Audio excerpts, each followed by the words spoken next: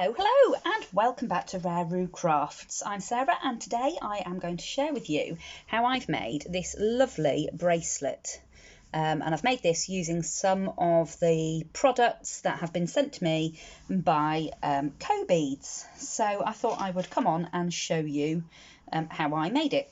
So to start with, I'm going to use some of this lovely suede, it's faux suede, that was sent to me. Now in the bracelet that I've got on, I've used a sort of olivey green, but I think in this one I'm going to go for this lovely tan colour.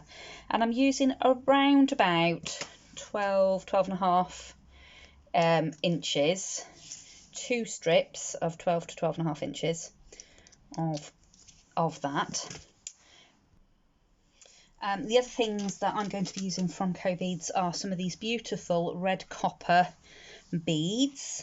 I'm going to be using 8 of those, and also some of these round, I'm not actually sure what they are, but they're circle connectors, I think they are. So I'm going to be using some of those, and then from my stash I've got some 1mm leather. You can get this on Cobeads. In fact, everything that I'm using you will be able to get from Cobeads if you don't have any of it in your stash. This is just like a super strong nylon-y thread. I've got a great big bobbin spool thing of it. You're going to need a clasp of some sort, and a couple of ribbon clasps. I think these are around about 6mm. Just a couple of those. Some jump rings. So I've just got a little tub of jump rings. You only need 4. I'm going to go for this size, which is not the smallest, but 1 up. You just need 4 of those. And then for tools, very, very basic. You're just going to want something to crimp your crimp ends with when you get to that point. You might want a couple of pliers to open your jump rings and close your jump rings up with. And then I've got a large eye beading needle just to make threading the beads on just that little bit easier. So to start with, we need to get all of our threading elements ready. So to do that, you want to start by having your suede bits in the middle. And then either side of your suede bits, you're going to lay 1 piece of the thread one side and 1 piece of the thread the other side. And then you're going to put 1 piece of your leather one side and 1 piece of your leather the other side. The other thing you are going to want is some tape. I've just got some, it's like micropore type tape. And I'm going to put all of these together up the top here on my beading board. If I can get it to come together. It's hard to do where you're trying to do it and film at the same time. So it might be easier actually to put my tape down and stick with it to my tape. That makes more sense, doesn't it? Yes, let's do it that way. So it doesn't have to be, exact, but you want to sort of, line it up best you can on the top here, like so. And then we're going to put our final piece of leather here like this. Okay, and then I'm just going to pull all of that together in the tape. Now it will end up being a little bit narrower than that, so it will fit in the ribbon clasp. I don't need it to be that tight to begin with, because we are going to come back and plait this bit at the end. So I'm now going to pin this down into my bead board. If you don't have a bead board, you can just pulled it out. You can do this by using a clipboard. So I'm just going to take another piece of tape and lay it over the top. I'm going to roughly line that up. I'm just going to tape that to the top of my bead board. Okay, so now that I've got all of those on, I'm just going to tidy them up a little bit so that my 2 pieces of suede are nice and flat in the centre there, and I've got my other pieces either side, like so. I'm going to start by taking one of my circular connectors, and I'm going to thread this up the suede, sorry. So I'm going to just pop it on the bottom of the suede pieces, and I'm just going to pull it so that it's just on the top there. And I know that I need to have 7 centimetres of plaited stuff at the end to put my ribbon clasp onto. So I'm going to start my first one probably so that the middle of it is around about 9 centimetres, around about that mark. Okay. Now, at this point I want to put a bead on. Now, depending on your thread, you might be able to just push your bead straight onto it. But this thread that I've got, it's nice and strong, but it does fray on the ends a little bit. So I'm just going to pop a beading needle on, and I'm going to just, pop that on like so, and pull that into place. And I'm going to do the same thing on the other side. Just going to, fingers and thumbs. I've got inky fingers, I do apologise. I have been doing some mixed media this morning. I'm going to just pop another bead on, like so, and just pull that. Now, these 2 beads I'm just going to push up and out the way for the time being, because I don't need those until I get to the other end of the project.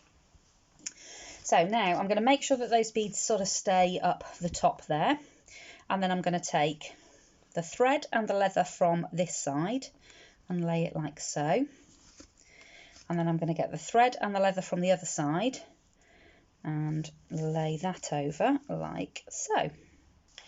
Okay, I've just had to reset because my leather kept pinging out, so I've popped a clip up onto the top of my beading board instead, because that'll make it a bit easier. So I'm gonna just bring that down just a little bit, like so. So I'm gonna take the leather and the thread from, it doesn't matter which side you start with, but if you always go in the same direction, you'll get a neater look at the end. So I'm going to start with my right hand thread, and I'm going to push it over to the left, and then I'm going to do the same, put my left hand thread over to the right, so that the left is crossing over the right like so, and they're both coming over the suede. And then I'm going to pick the suede up, and I'm going to bring it back up and through that circle connector again, and I'm going to pull everything tight into that circle connector. So I'm going to make sure again that my connector is roughly where I want it to be, so I do need to scooch it up a little bit, like so, like that. Pull that in tight, and then at this point I'm going to make sure that everything, all my leather, I don't want it to sort of buckle and bow, but I do want to make sure that it's reasonably tight. And this is what we're looking at the moment, is the back. This is going to be the front of the bracelet, so it's making sure that it looks tidy there. You could wear it the other way around. In fact, I might do this one so that I wear it this way around, who knows. But just be mindful, they look different. So if you look at this one, on the back side, or this side, you can see the cross of the leather and the thread. On that side you just see the 2 swoops of the suede, which is the way I've got it on this bracelet. But it doesn't matter, you know, there's no right or wrong. Whatever looks best for you, whatever look you prefer is the one to go for. So now that I've got that first bit done, it is a little bit easier now. So again, I want to thread a couple of beads onto my, I'm going to put thread. So one on either side. So pop one of those on and one up here like so. Okay, and I'm going to pop them sort of up against the connector ring. I'm going to do the same thing again. So I'm going to go right over left, left over right, so that I've got my little cross. Oh no, I need to put my circle on first, otherwise I've got nothing to cinch it up against. So put my circle on to around about where I want it to be. Then I'm going to do me right over left and left over right, like so. And I'm going to just got my my hoop roughly where I want it. It doesn't really matter at this point because you know, this is the first sort of bit. What you need to make sure of is when you put the third one on, you've got a nice even. Now you see I've got, it's twisted a bit there, so I'm just going to spend a minute and get that suede where it needs to be so that we're not crossing over and we're lying nice and flat on the bracelet. That's better. And then again, I'm just going to, if you sort of pull on your leather and your thread pieces, it will move your connector up slightly. So I'm going to move that up to the point that I want it. And then I'm going to pull my suede nice and tight, and then I'm going to pull my leather and my thread nice and tight downwards, like so. And then we're ready to put the final connector on. And we need to put another couple of beads on.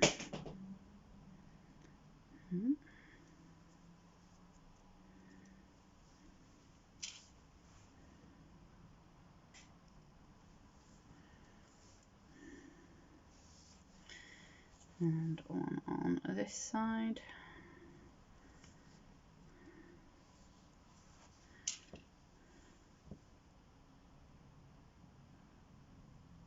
And I can see that that's twisted slightly, so I'm just going to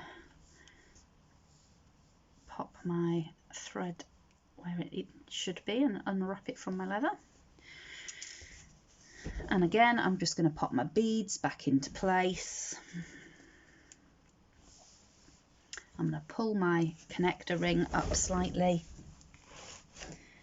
and then I'm going to left over right, right over left, left over right, and I'm going to pull my suede thongs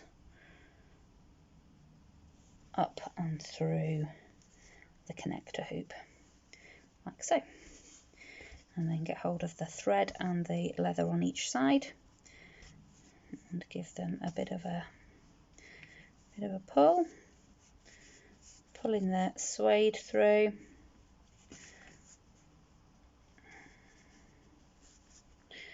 Like so.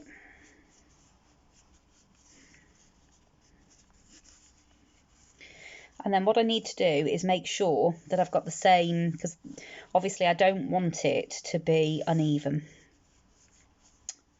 So I'm just going to loose that connector ring off just a touch.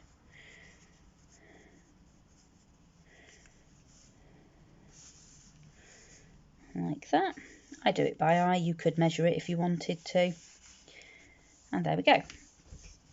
So before I plait the ends together, I'm just going to put the final two beads onto the thread.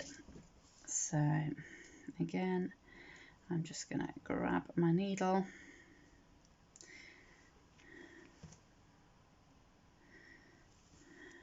put the bead on, and the same on the other side.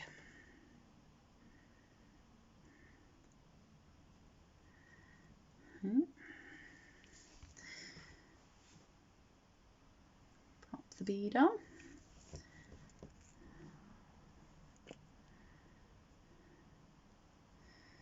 Oops. Like that. And then I need to get this bead off. This beading needle off.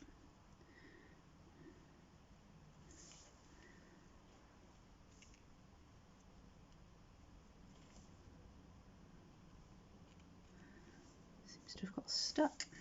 There we go. Okay, so I'm going to push my beads all the way up to the top of the thread so that it's meeting the connector, like so. And now I'm going to plait. So I'm going to put a thread and a leather in each hand, and I've got my suede thongs in the middle there, and I'm just going to braid it. And I'm going to braid it reasonably tight, making sure my beads are sitting where I want them to sit. And then I'm just going to pull the... And I'm going to plait all the way down. Now I probably won't need all of that plait, but I'm just going to plait all the way down and cut off what I don't need once I've got to the point where I'm happy.